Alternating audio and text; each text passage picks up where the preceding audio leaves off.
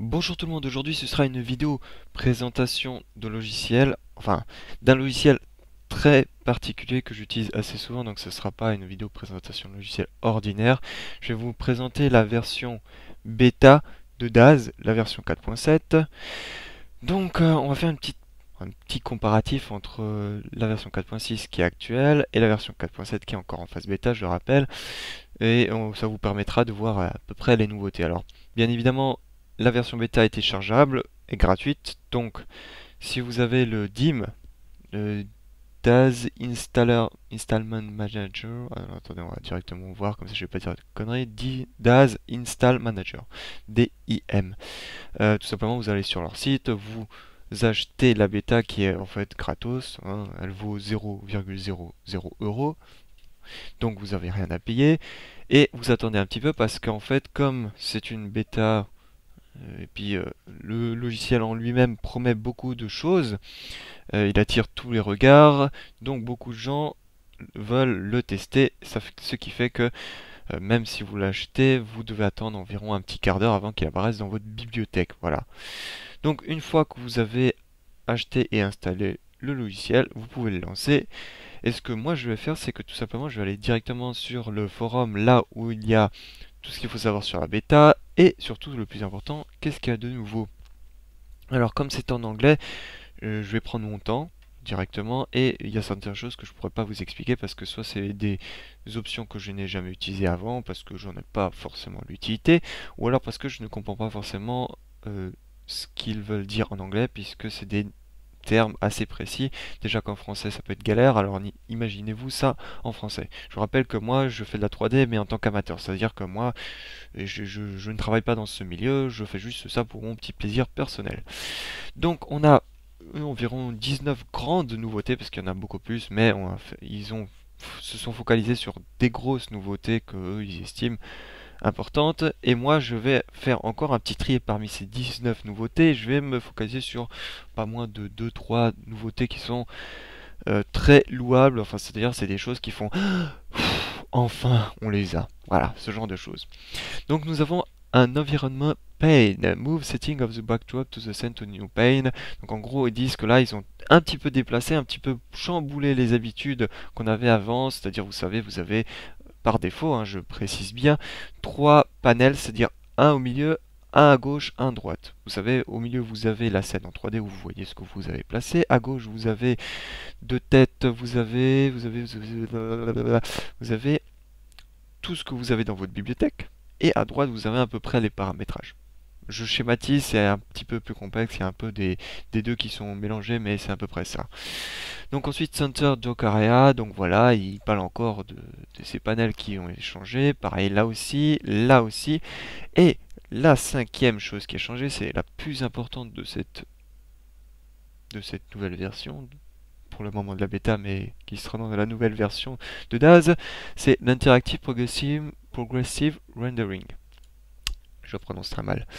En gros, ça veut dire qu'en fait, vous êtes en train de travailler sur votre scène, vous avez un deuxième panel, et sur ce deuxième panel, en fait, il va faire un rendu en temps réel, en direct. C'est-à-dire vous êtes en train de travailler et en direct, vous pouvez voir à peu près ce que ça va donner comme résultat.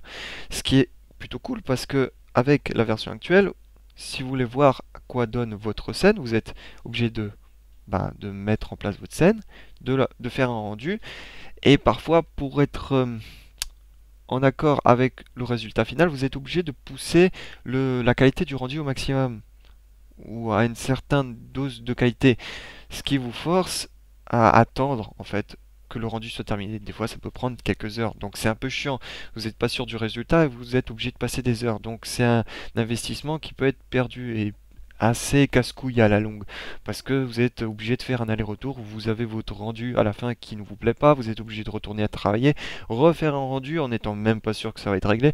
Donc vous voyez, vous imaginez la galère, et ben grâce à ça, ça a un petit peu simplifié la tâche. Ensuite, nous avons Keyboard Scene Navigation. Ça, je pense que j'ai bien prononcé. En gros, vous pouvez naviguer maintenant dans la scène avec vos touches de clavier. Cool.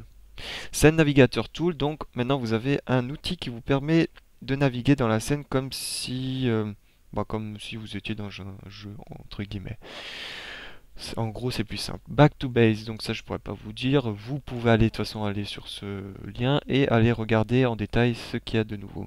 Truly transparent background. Donc maintenant, il dit que quand il n'y a pas de background, pas de background de couleur, la transparence est montrée par un pattern en damier. Voilà. Truc classique que vous voyez à peu près dans tous les logiciels, bah maintenant il l'applique. C'est-à-dire qu'il y a un damier gris foncé, gris clair, qui vous permet de savoir que là, il n'y a rien. Voilà. Caméra Local Dimension Override, donc petit truc avec la caméra que je... Bon, voilà. Render Centering Pane, donc en fait ils l'ont complètement retravaillé et surtout ils ont modifié son impact sur tout le reste. Vous allez voir, je vais rentrer dans les détails plus tard, si j'oublie pas. Script, ça on s'en fout. Extend Feature, donc en gros maintenant il supporte trois nouveaux formats, le XR, HDR, FSD, blablabla. Photoshop, donc ça pour ceux qui l'utilisent, vous savez à quoi ça sert. Pour ceux qui ne savent pas, en gros, vous utilisez Photoshop et Daz en même temps. Vous êtes en train de travailler sur une texture qui est actuellement utilisée dans Daz, c'est-à-dire que votre personnage, je sais pas, vous avez appliqué une texture rouge, il est tout rouge. Vous êtes en train de travailler sur cette texture en direct dans Photoshop avec Dazware et vous, je sais pas, vous foutez un coup de pinceau jaune et puis paf, directement c'est impacté, votre personnage il aura un coup de pinceau sur la gueule. Voilà. Render Engine Update, c'est fait toujours plaisir. Ça, c'est en fait le moteur 3D Lite qui est utilisé pour faire vos rendus, qui a été mis à jour à la dernière version. Donc ensuite, blablabla. Ensuite, Dark Side de Default. Donc en gros, c'est le style que moi j'utilisais, que je utilisais par défaut, qui n'était pas le style par défaut. Ben maintenant, c'est par défaut. Voilà. C'est un style granit noir, dark. Dark Industry, Batman, vous voyez, un peu très carré, rectangulaire, noir, sombre en fait. Voilà. Scene Builder Redesign, donc No You That. Bon, je sais pas. Bref, donc maintenant on va tout simplement lancer parce que je sens que ça vous titille, vous avez envie de le voir. Si vous n'avez pas déjà lancé l'installation. Donc voilà à quoi ça ressemble. Ça c'est, je répète, c'est par défaut hein, le truc. Et maintenant on se rend compte par rapport à l'autre version, je vais vous le montrer, on va faire une petite comparaison.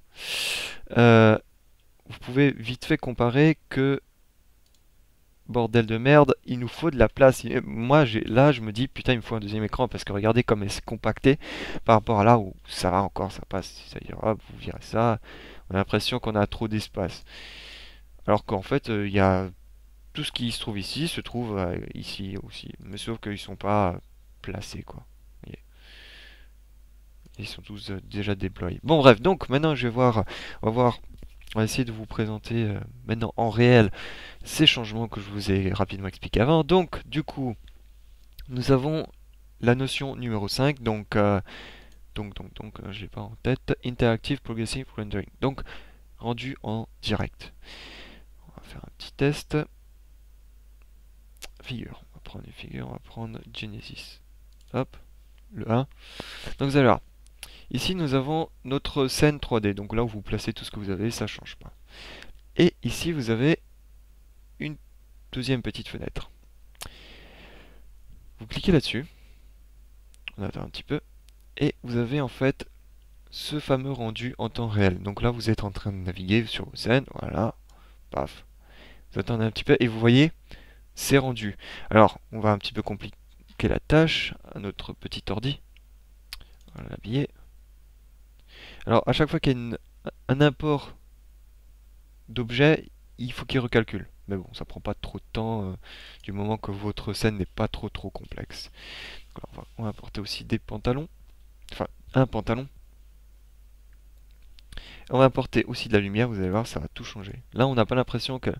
Oui, je me plante tout le temps, parce qu'en fait, c'était l'inverse. Si je me plante pas, avant, Clear Selection, c'était en haut et l'autre en bas. Donc, on va importer un peu de lumière. Voilà. Donc, on va...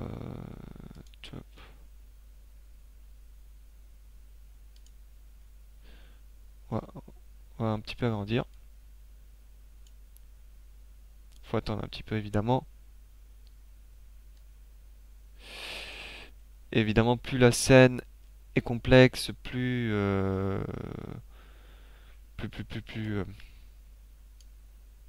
Attendez, j'ai dit un truc.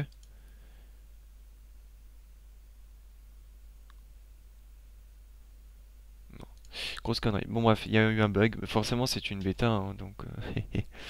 Alors, on va juste réinitialiser le workspace. Attends un peu. Où est-ce que c'est? Où est-ce que c'est? On va rendre select layout. Ok, j'accepte. Voilà. Donc, en théorie, ici, c'est vraiment rendu. Là, vous, de toute façon, même si j'arrive à le rendre, avoir le résultat final, vous le verrez pas parce que la qualité de la vidéo ne le permet pas. Donc moi, ce que je vous conseille, c'est de le faire par vous-même. Donc voilà. Donc sachez que c'est tout à fait possible. Là, ça bug parce que c'est bêta, mais c'est possible.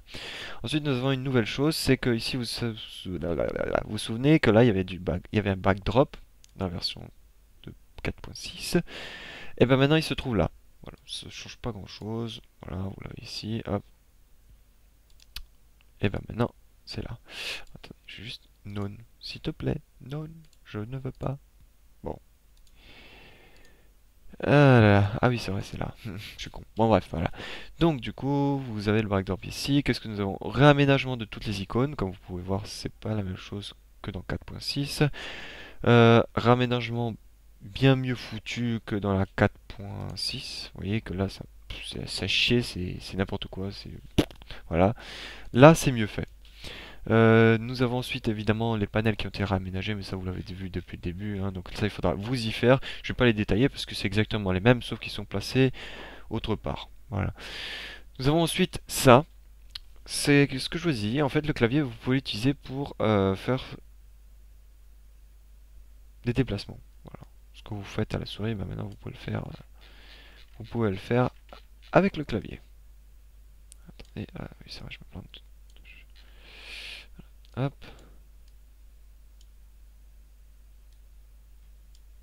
On va essayer de zoomer un max, histoire de voir si comment ça se passe le rendu. Donc ouais, en fait c'est progressif parce que bon, vous le voyez pas, mais je vous le dis tout de suite, c'est progressif. C'est-à-dire euh, ça va du flou vers le plus précis en fait. Plus vous laissez et plus il va préciser l'image. Voilà. Ensuite nous avons cette touche dont je vous disais, c'est un déplacement comme si c'était dans un jeu vidéo. Vous voyez, vous cliquez où vous voulez et pas vous pouvez vous déplacer. Alors attendez, si je clique droit, non. Non, en fait, on peut juste déplacer, en fait, c'est une boule, c'est la même chose. Pour revenir, il suffit de cliquer sur la souris et puis hop, vous avez la façon classique pour se déplacer. Qu'est-ce que j'ai d'autre à dire? Bah écoutez, pas grand chose, le moteur de rendu, alors je vais vérifier pour ne pas oublier, donc c'est navigateur tout, back to back, donc nous avons les backgrounds qui sont transparents, là vous voyez, là c'est gris, alors que là nous avons un grillage. Je me suis très mal expliqué, mais vous avez vu un peu le truc. Vous comprenez le truc. Qu'est-ce que nous avons ensuite photo. Donc ça, c'était dit. Donc Darkseid, c'est par défaut. Moi, je l'ai rajouté parce qu'à la base, c'est pas ça, c'est pas ce style qui est par défaut, hein. Mais moi, je l'ai rajouté parce que je le trouvais plus fin, qui permettait d'avoir un peu plus d'espace et plus classe aussi. Voilà, aussi con que ça. Donc là, c'est par défaut, hein, il pose pas de questions. Nous avons ensuite, voilà, donc je crois que j'ai fait à peu près le tour.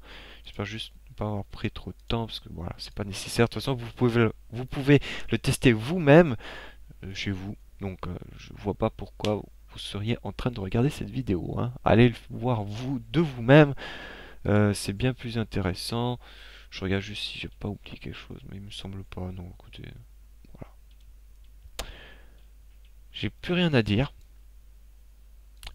Je vous invite à le télécharger, à le tester par vous-même, à faire vos retours dessus, à vous amuser avec. Et moi, je vous dis à ciao, bonsoir.